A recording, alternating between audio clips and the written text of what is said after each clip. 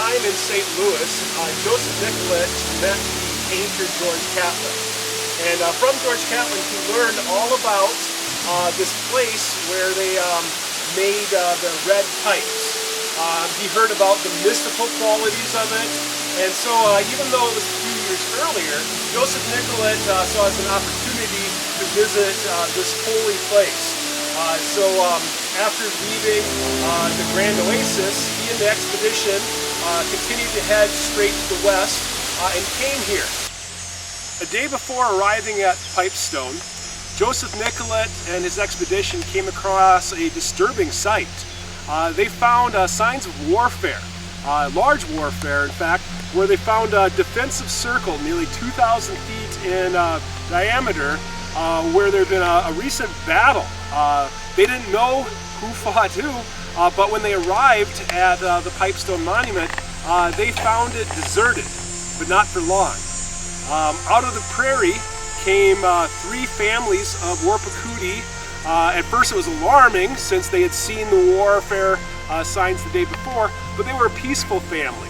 And the Warpakudi family rolled in and kind of joined the Nicollet expedition and essentially explained to them what had been happening. There had been wars between the Fox Indians, the Zepaptonans, and the local Dakota bands, and that was one of the reasons why they approached Nicollet, because they worried that he was in danger by being so out in the open with the 6 wagons, leaving wagon trails right to where he was at. Because of this information, Joseph Nicollet decided to change his plans.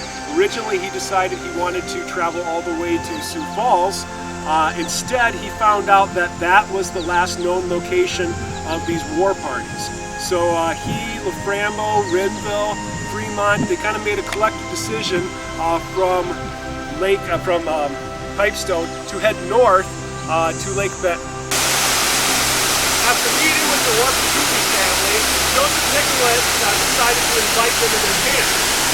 So he set up an area where they stayed. The Warpakudi family also stayed with them. During this time, he developed such a close relationship with these Eastern Sioux that he convinced all of them to be vaccinated, and even Eugene son himself, Amani, decided to become vaccinated also.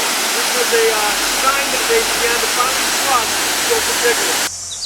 As soon as Joseph Nicollet left to traverse the Sioux, he immediately realized that he was in territory that no other scientist had really noticed before.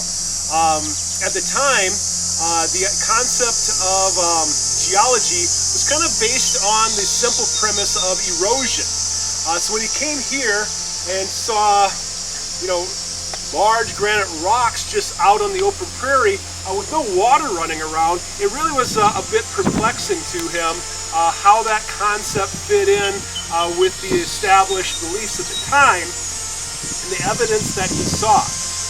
Besides seeing the geological oddities, he also quickly learned that for the Dakota people, rocks were held in almost sacred esteem. And so as the wagon would travel from hill to hill, some of the things he would see then would be whimsical stacked stone statues of buffaloes or other animal landmarks. Or on the next hill he would see a reverent grave monument to some fallen hero that was going to be remembered. So the stones on the prairie for Joseph Nicollet were as much of a scientific mystery as anything about the 7 fires or the Philosopher's Stone ever was.